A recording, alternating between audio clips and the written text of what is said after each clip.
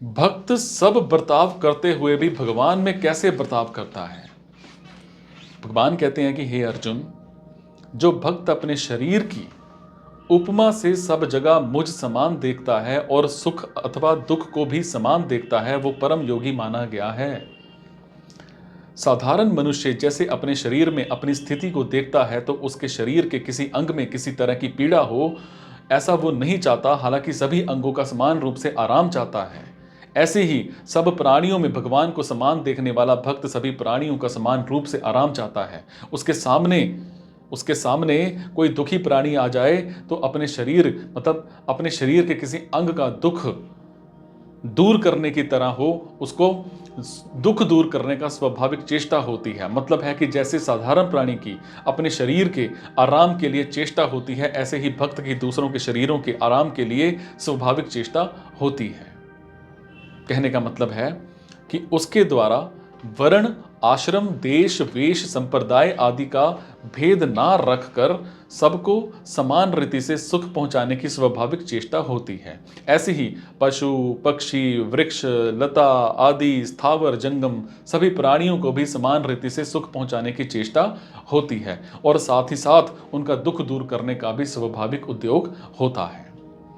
अपने शरीर के अंगों का दुख दूर करने की समान चेष्टा होने पर भी अंगों में भेद दृष्टि तो रहती ही है और रहना आवश्यक भी है। जैसे हाथ का काम पैर से नहीं किया जाता, अगर हाथ को हाथ छू जाए तो हाथ धोने की जरूरत नहीं पड़ती, परंतु पैर को हाथ छू जाए तो हाथ धोना पड़ता है। अगर मल मूत्र के अंगों को हाथ से साफ किया जाए तो हाथ को मिट्टी लगाकर विशेषता से धोना, निर्मल करना पड़ता है, साबुन लगाना पड़ता है। ऐसे ही शास्त्र और वर्ण आश्रम की मर्यादा के अनुसार सबके सुख सबके दुख में समान भाव रखते हुए भी स्पर्श अस्पर्श का ख्याल रखकर व्यवहार होना चाहिए। किसी के प्रति बिल्कुल भी नफरत की संभावना ही नहीं होनी चाहिए। जैसे अपने शरीर के पवित्र अपवित्र अंगों की रक्षा करने में और उनको सुख पहुंचाने में कोई कमी ना रखते हुए भी शुद्धि की दृष्टि से उनमें स्पर्श अस्पर्श का भेद रखते हैं, ऐसे ही शास्त्र मतलब मर्यादा के अनुसार संसार के सभी प्राणियों में स्पर्श अस्पर्श का भेद मानते हुए भी भक्त के द्वारा उनका दुख दूर करने की और उनको सुख पहुंचाने की चेष्टा में कभी किंचन मात्र भी कमी नहीं रहती। मतलब है कि जैसे अपने शरीर का कोई अंग अस्पर्श होने पर भी वो अप्रिय नहीं होता, ऐसे ही शास्त्र मर्यादा के अनुसार कोई प्राणी अस्पर्श होने पर भी उसमें प्रियता हितैषिता इसकी कोई कमी नहीं होती। अपने शरीर की उपमा से दूसरों के सुख दुख में समान रहने का मतलब ये नहीं है कि दूसरों के शरीर के किसी अंग में पीड़ा हो जाए तो वो पीड़ा अपने शरीर में भी हो जाए, अपने को भी उस पीड़ा का अनुभव हो जाए। अगर ऐसी समता ली जाए तो अपने को दुख ही ज्यादा होगा और दुख मिटेगा ही नहीं, क्योंकि संसार में दुखी प्राणी ही ज्यादा होते हैं।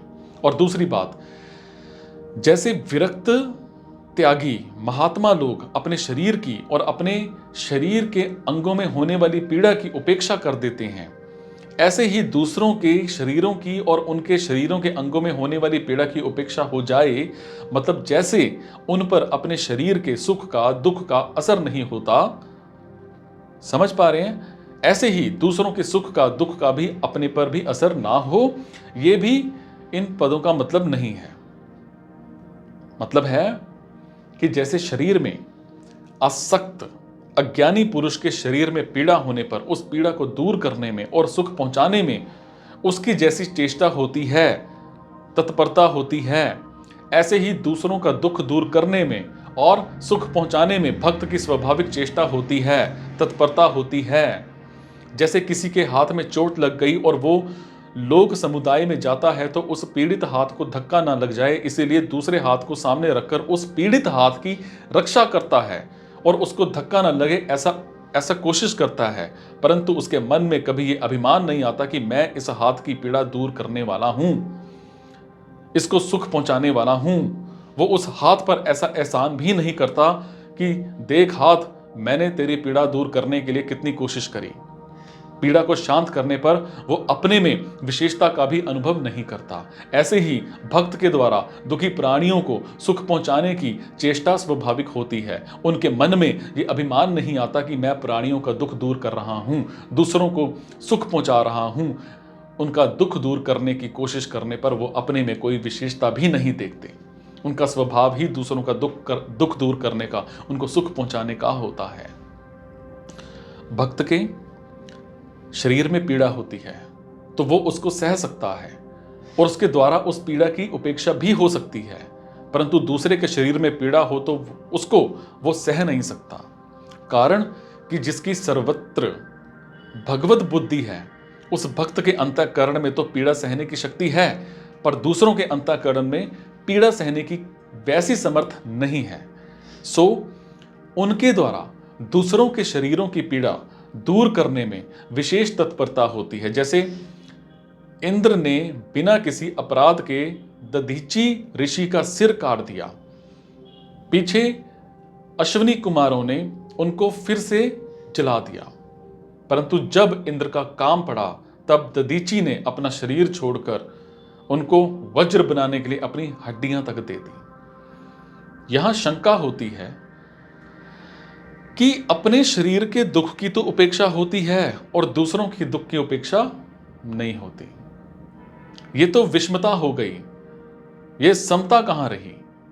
इसका समाधान है कि वास्तव में ये विषमता समता की जनक है और समता को प्राप्त करने वाली है। ये विषमता समता से ऊंचे दर्जे की चीज है। साधक साधन अवस्था में ऐसी विषमता करता है तो सिद्ध अवस्था में भी उसको ऐसी ही स्वाभाविक प्रवृत्ति होती है, परंतु उसके अंतःकरण में बिल्कुल भी विषमता नहीं आती। उसकी नजर में सिवाय परमात्मा के कुछ नहीं रहा। वो नित्य योग, परमात्मा के नित्य संबंध और नित्य समता में स्थित रहता है। कारण कि सर्वत्र भगवत बुद्धि होने से उसका परमात्मा से कभी वियोग होता ही नहीं और वो सारी की सारी अवस्थाओं और परिस्थितियों में एक रूप ही रहता है। सो वो मुझे परम योगी मान्य है। भगवान कहते हैं कि जैसे साधारण मनुष्य शरीर में अपने को देखता है, शरीर के किसी भी अंग की पीड़ा ना चाहकर, किसी भी अंग से द्वेष ना कर सब अंगों को समान रूप से अपना मानता है, ऐसे ही भक्त संपूर्ण प्राणियों में अपने अंशी अपने भगवान को देखता है और सब दुख दूर करने और सुख पहुंचाने की समान रूप से स्वाभाविक चेष्टा करता है। वो वस्तु, वो योग्यता और समर्थ को अपनी ना मानकर भगवान की मानता है। जैसे गंगा जल से गंगा का पूजन किया जाता है, दीपक से सूर्य का पूजन किया जाए, ऐसे ही भक्त भगवान की वस्तु को भगवान की सेवा में अर्पित करता है। जैसे शरीर के सारे अंगों से यथा योग्य व्यवहार करते हुए भी उनमें आत्म बुद्धि एक ही रहती है और उन अंगों की पीड़ा दूर करने और उनको सुख पहुंचाने की चेष्टा भी समान ही रहती है। ऐसे ही जैसा देव वैसी पूजा के अनुसार ब्राह्मण और चंडाल, साधु और कसाई, गाय और कुत्ता, इन सब से शास्त्र मर्यादा के अनुसार यथा योग्य व्यवहार करते हुए भी भक्त की भगवत बुद्धि में और उनका दुख दूर करने और उनको सुख पहुंचाने की चेष्टा में कोई अंतर नहीं आता। जैसे भक्त सारे के सारे प्राणियों की आत्मा के साथ भगवान की एकता मानता है, ऐसे ही वो सारे के सारे शरीरों की भी अपने शरीर के साथ एकता मानता है। इसीलिए वो दूसरे के दुख से दुखी और सुख से सुखी होता है। वो अपने शरीर के सुख दुख की तरह सबके सुख दुख को अपना ही सुख दुख समझता है। दूसरे के दुख से दुखी होने का मतलब खुद दुखी होना नहीं है, हालांकि दूसरे का दुख दूर करने की कोशिश करना है। इसी तरह से खुद सुखी होने के लिए दूसरे का दुख दूर नहीं करना है, हालांकि करुणा करके दूसरे को सुखी करने की कोशिश करना है। मतलब यह है कि खुद सुख का भोग नहीं करना है, हालांकि दूसरे का दुख दूर हो गया, वो सुखी हो गया, इसको लेकर प्रसन्न होना है। आंख और पैर का भेद इतना है कि आंखों से देखते हैं और पैरों से चलते हैं। आंख ज्ञानेंद्रिय है और पैर कर्मेंद्रिय है। इतना भेद होते हुए भी अभिन्नता इतनी है कि कांटा पैर में लगता है, आंसू आंखों में आ जाते हैं और मिट्टी आंख में पड़ती है, लड़खड़ाते पैर हैं।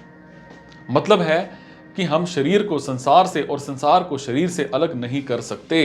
इसीलिए अगर हम शरीर की परवाह करते हैं तो वैसे ही संसार की भी परवाह करें, और अगर संसार की बेपरवाह करते हैं तो वैसे ही शरीर की भी बेपरवाह करें। दोनों बातों में चाहे कोई मान ले, इसी में ईमानदारी है।